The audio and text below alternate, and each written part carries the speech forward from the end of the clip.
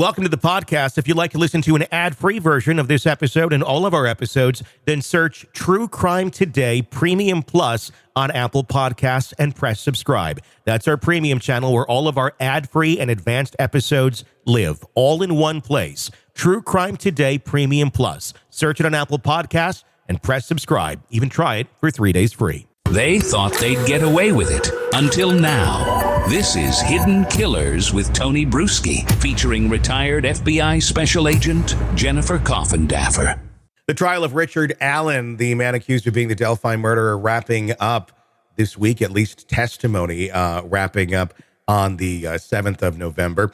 It's over to the jury now. The jury may have already rendered their verdict by the time you are listening to this, but we're going to be talking about how it all closed out with Jennifer Coffindaffer, retired FBI Special Agent. I'm just going to open it up here. There's two sides. I really want to hear strengths, weaknesses, what you thought. Let's start with the prosecution of Richard Allen, leading right up to those closing arguments that took place today and what we've heard reported. What's your thoughts on how it all went?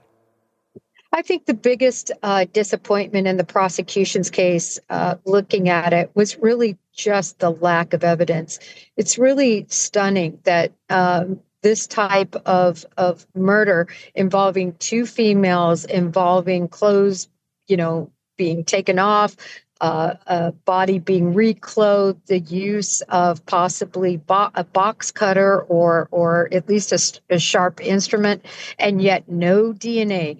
No fingerprints, not one hair, not one bit of touch DNA, nothing, zero that connects Richard Allen to these brutal, vicious murders is really surprising to me.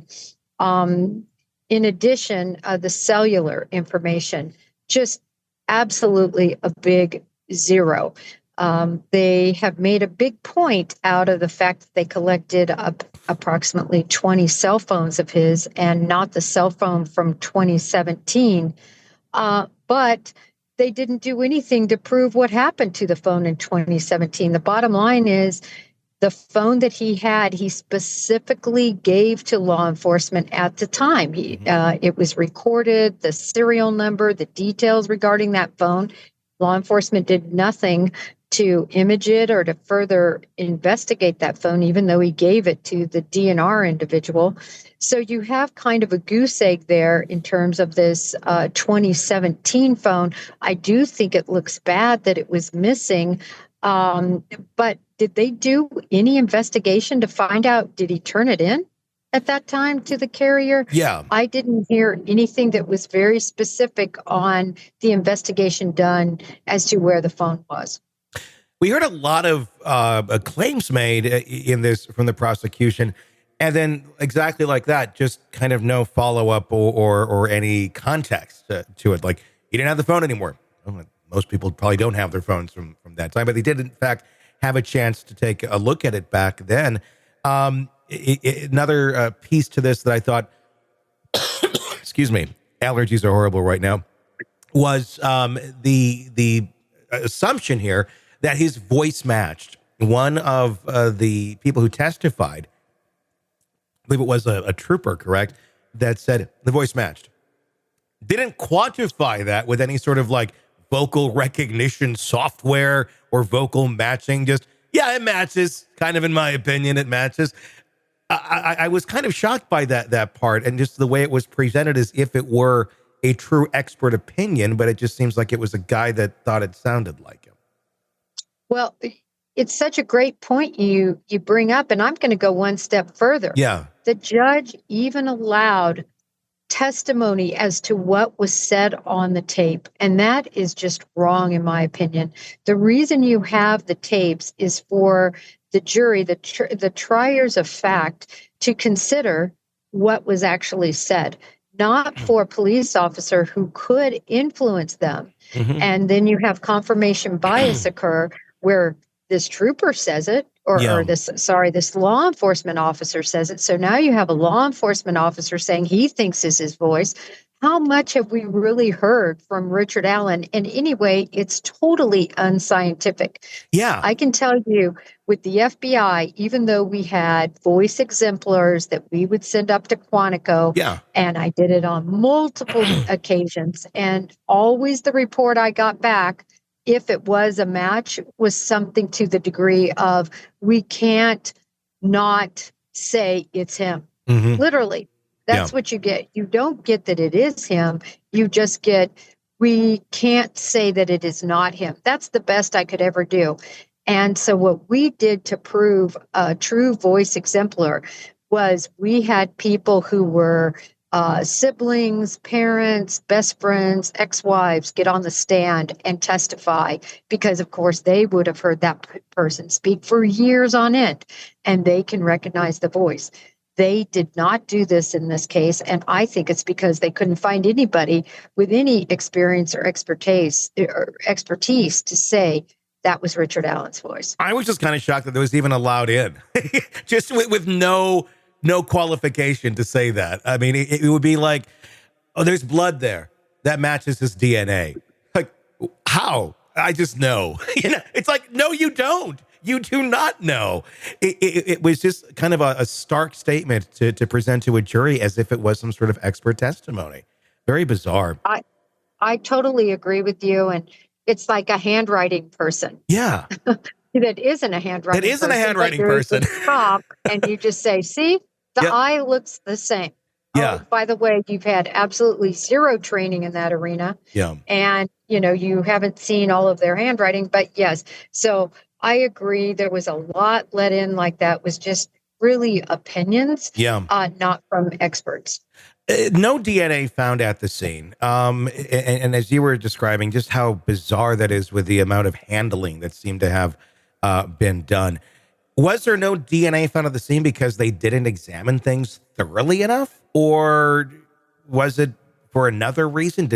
Was there any DNA found at the scene of anyone? I know we had the piece of hair that they looked at, but even that was surprising to hear just someone say initially, well, it's probably one of her family members. We're just not going to look at it. The whole investigation just seems so bizarre, even if they don't have, a lot of these sort of cases in that area. I don't know, if you watched a detective show, it seems like you'd have a little more knowledge of how to handle a crime scene. Well, from my understanding, that crime scene was handled so poorly. There were multiple police officers traipsing through it. It was not properly cordoned off, as you would imagine it would have been. Mm-hmm. And so you had a problem with really being able to collect DNA and some of the other information. And recall the hand swipe on the tree that some believed was a rune from the Odins. That hand swipe, which now they're saying was Libby's, at the time, they didn't even take that and do a sampling of it until pretty recently, which was also very surprising. That should have been done at the very beginning of this investigation, because you would never know whose blood that was on there. And so it's just from A to Z, in my opinion. Do I know whether Richard Allen did this crime or not? All I know is there is definitely, in my opinion, reasonable doubt. Yeah, I think they certainly did a great job of presenting reasonable doubt. I think the prosecution did a great job of presenting reasonable doubt with their lack of evidence, or cohesive evidence. Let's talk about the defense of Richard Allen here as it led up to the closing arguments. What do you think were some of the strong points that they brought up, and what do you think were some of maybe the weaker arguments that were brought into this for what they were allowed to even bring up? Well, the strongest point was the FBI analyst regarding the digital information, saying that actually there were headphones plugged into Libby's phone, I think for hours, until they were removed. That's going to be a big sticking point. And I think it was even asked, how could that happen without a human, doing it? And basically, the analyst said, well, it really couldn't. So I think that's a big thing. However, of course, looking into that, there is an argument that could be made that water causes a similar reaction, for a phone to, I guess, register in this way. Could this FBI analyst have been fooled?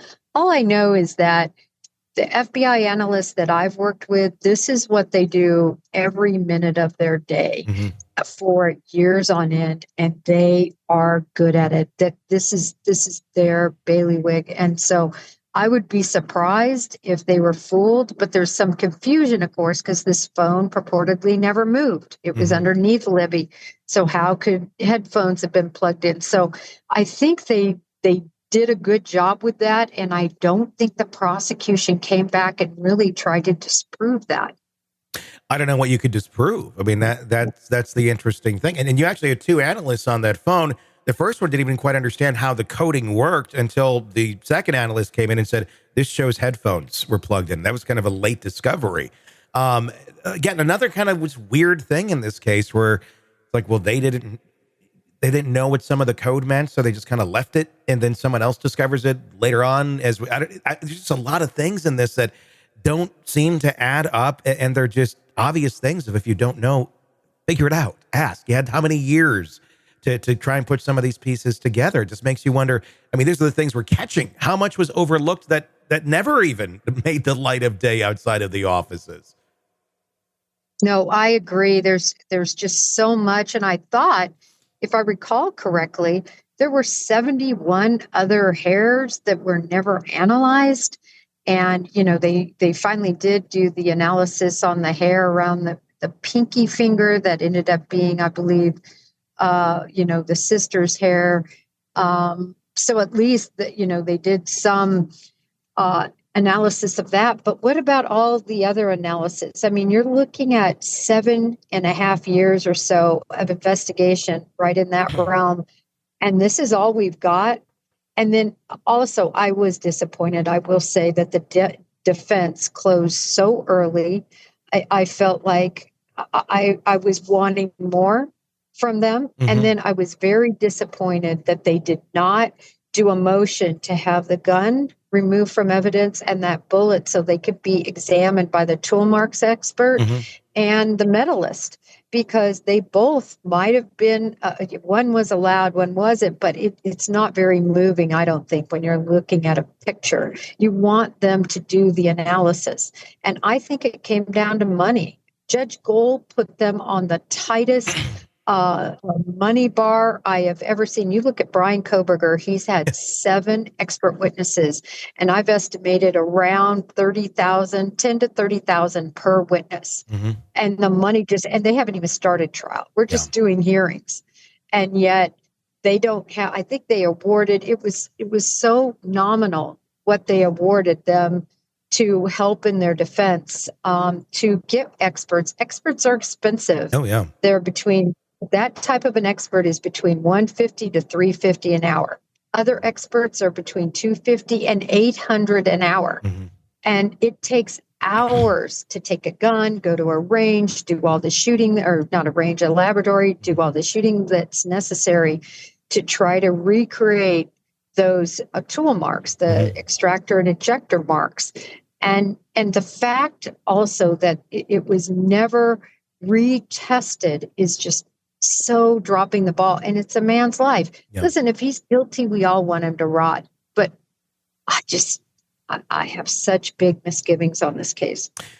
Do you think less was more, though? I mean, yes, certainly budget. I totally understand that. But I also wonder if the defense just felt like the prosecution just gave so much reasonable doubt. Let's not introduce anything else that could possibly, in some way, shape, or form, backfire or sway somebody. Do you think they just felt like they had them where they wanted them for their opinion of having reasonable doubt on Richard Allen, and that's where they just decided to leave it? Well, I think that's actually a very good point for this reason. Number one, I think everybody was surprised. The jurors' faces, at least from the people in the courtroom reporting, said they had a look of surprise and shock on their faces, right? That they rusted. Second of all, I think it caught the prosecution kind of saying, whoa, you know, in other words, they thought they were going to have more time to prepare rebuttal and so on and so forth. And I think that might be why they didn't do a proper rebuttal on the digital information regarding the headphones. So to your point, was it purposeful? Maybe so. Maybe they said, listen, we're just going to stop right here and leave it on this headphone issue, which probably had all those jurors shaking their heads. And so it might be a wise move, but Tony, I really do fear that he's going to be convicted. Well, I mean, I feel like he has the get a new trial free card pretty well in his back pocket, maybe even a stack of them by now.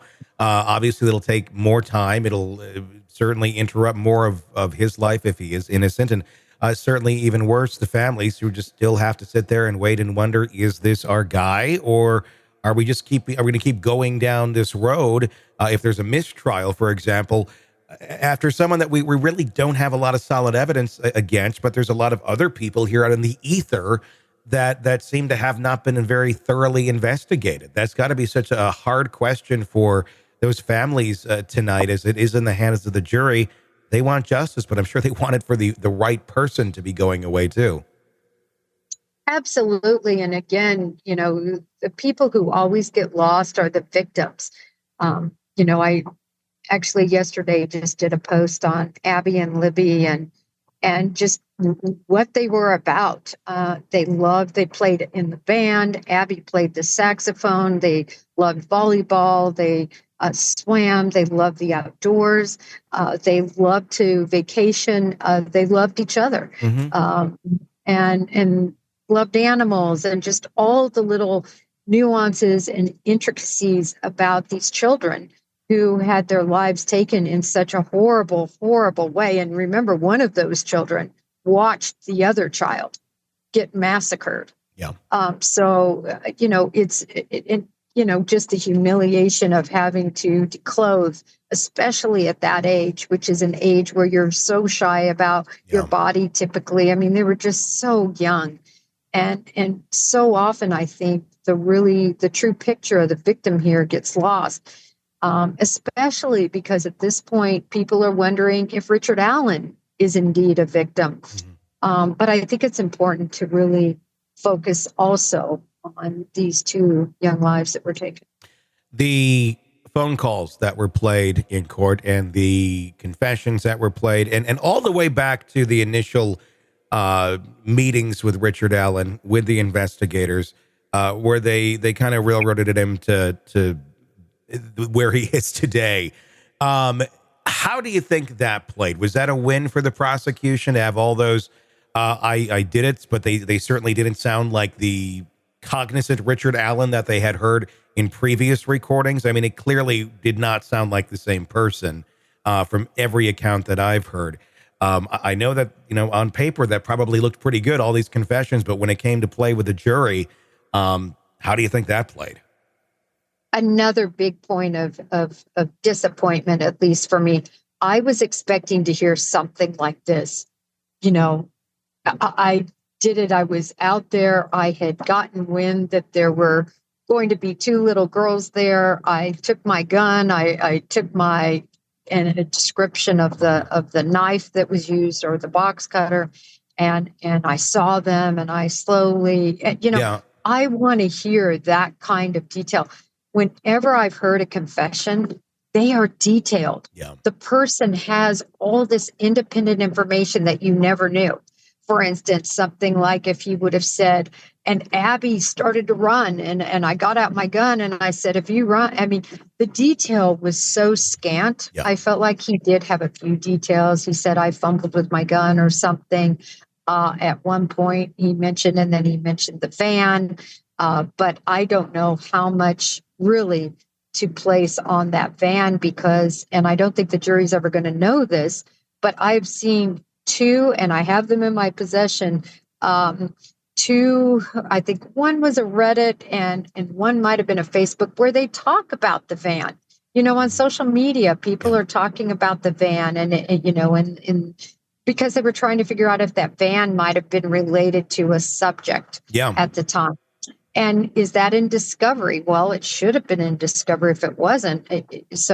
And he had the discovery package, and he, Dr. Walla, did she ever mention it? Remember, she was on every social media site available, cutting it up with everybody and their dog about, what had happened. So I don't know if that van is going to be enough, but I can tell you the jurors don't know what I just said. Mm-hmm. I mean, as far as I know, none of that came out in court, at least to any degree. Mm-hmm. And so I just feel like the jurors are working with nuggets instead of working with a meal. They really just have such a small picture. None of them know about Keegan Kline and that morning he was communicating with Libby about getting together. No one knows that, or about it being on Richard or Ron Logan's land, and Ron Logan's, the probable cause that surrounded him and his involvement, his lying about an alibi, getting somebody else to lie for him about where he was at the time. It's really just a travesty that the jury didn't get a full picture of what happened, and then they could make their analysis. Yeah. I think the best analysis I think I would make at this point, obviously I've had my opinion on this for quite a while, but I've heard nothing that changes my mind. I've heard nothing new that we haven't been discussing for the last many years. It's exactly what we've heard. And nothing that is convincing that doesn't put a ton of reasonable doubt into my mind. And I'm thinking the jury, what they have, probably will come to that same conclusion. I don't know. We'll find out here in the coming days, hopefully. And I got to tell you, Tony, the biggest reason I have doubt, the biggest reason is for a person to be able to do what he did to those girls. They are a sadistic, sexual child predator, pornographic fiend. Yeah. That's the type of person who commits those murders. Where is the pornography on the 20 phones? You don't turn it on and turn it off. Even if they don't have the one from 2017, how about all the other devices they have? Yeah. Not a hint. Nothing. Not a hint of something in that order. And where would be the other witnesses that could come and say, yeah, I had a weird incident with him? Nobody has come. We didn't have anybody. All we had was people that testify going, yeah, he's never done anything weird or sexual or anything of that sort. Yeah, I mean, it doesn't make sense. I'm amazed what a weak case they have against him. I'm amazed it's gone this far. We'll see how this wraps up here in the trial of Richard Allen. Welcome to the podcast. If you'd like to listen to an ad-free version of this episode and all of our episodes, then search True Crime Today Premium Plus on Apple Podcasts and press subscribe. That's our premium channel where all of our ad-free and advanced episodes live, all in one place. True Crime Today Premium Plus. Search it on Apple Podcasts and press subscribe. Even try it for 3 days free. You're neck deep in a dark, twisted tale, and just as the tension peaks, bam, a commercial about some miracle diet pill breaks the spell. It's like finding a fly in your soup after the first bite. But here's the fix. True Crime Today Premium Plus on Apple Podcasts. You get to enjoy your crime stories without the junk. Ad-free episodes, extended interviews that go beyond the surface, and early access to all the gruesome details. It's like swapping out a can of cheap beer for a glass of fine whiskey. So search for True Crime Today Premium Plus on Apple Podcasts. Subscribe and keep the darkness flowing uninterrupted.